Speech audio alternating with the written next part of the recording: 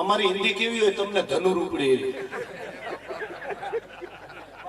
આ તો ઠીક છે, હું શાળામાં આચાર્ય છું એટલે હેડમાસ્ટર છું. હેડમાસ્ટર છું ને, તમારે માસ્ટરજી કે ને, હું मास्टर जी हेडमास्टर. फिर ये हिंदी तो बोल लेता हूँ कच्ची पक्की, क्योंकि हमारे ये माहौल नहीं है. बाबा बाबा हिंदी ठप करते हैं, तुम चल के जाओ हम हेड के आते हैं.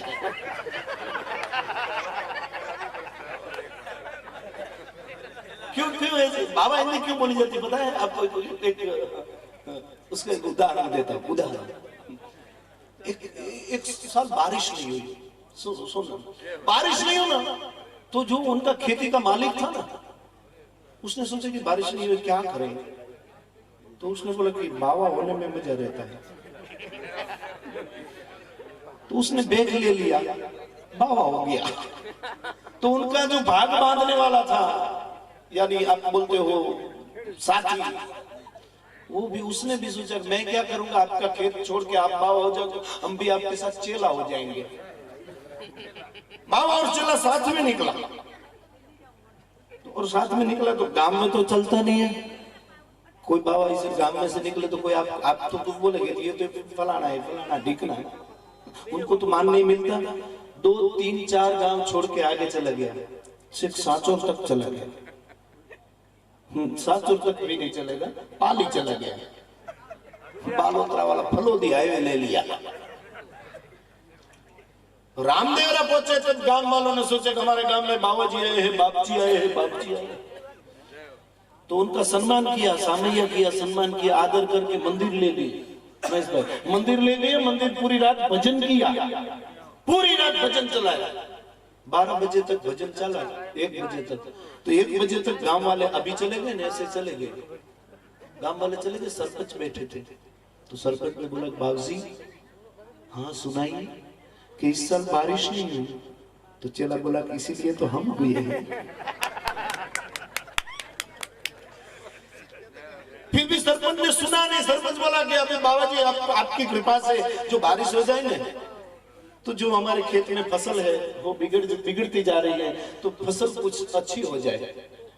तो कल तो बाबा हुआ और आशीर्वाद दे दिया, जा बच्चा कल तेरे खेत में बारिश हो जाएगी, कल तेरे खेत में बारिश हो जाएगी. सरपंच भी घर जाके सो गया. आधा घंटा हुआ ना तो चेले को जगह उठ कि क्या करेंगे. तो देख एक हांडा तू ले, एक हांडा मैं ले लेता हूं. पास में तालाब है, उसके पास में सरपंच का खेत है. पूरी रात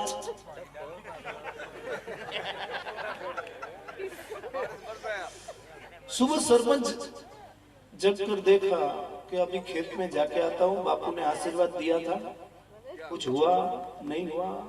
खेत में गया तो देखा इस खेत में बारिश नहीं, ये खेत में बारिश नहीं, ये मैंने मेरे खेत में बापू ने बारिश की. वो भला था, बहुत बड़ा आदमी था. उसने सोचा कि मेरे एक के खेत में क्यों कराऊं, पूरे गांव के खेत में बारिश करवाऊं ना. पूरे गांव के खेत में बारिश करवाऊंगा, अकेले मेरे खेत में क्या.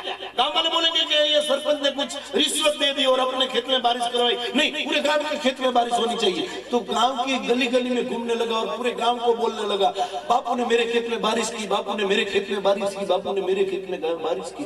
पूरा गांव मंदिर चला गया.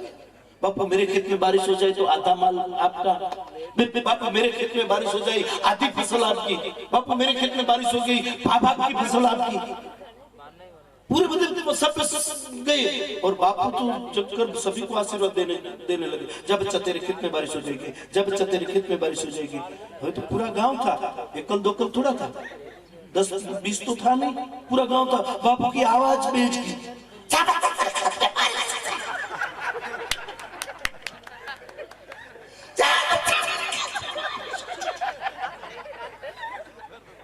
चेला पूरी रात सोया था. उसने देखा ये बापू ये क्या कर रहे हो, तो बापू तो ज्यादा चल के क्यों बारिश. चेला चलकर गांव वालों को सुन लो, गांव वाले स्तब्ध हो गए. क्या है बापू तो ऐसे ही ज्यादा सुनो गांव वालों, आज रात बापू को बरसना है तो बरसे, बाकी चेला छाट नहीं बरसेगा।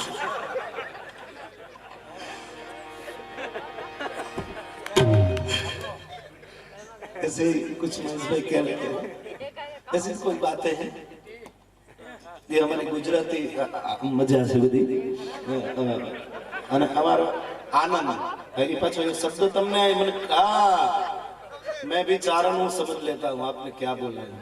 मैंने बोला और आपने समझ लिया, अब दूसरी बार वो लफ्ज नहीं आएगा। मैं देश देश का पानी पिया है मैंने, क्योंकि ये लहू में है इसीलिए आ जाता है, मगर दूसरी बार नहीं आएगा।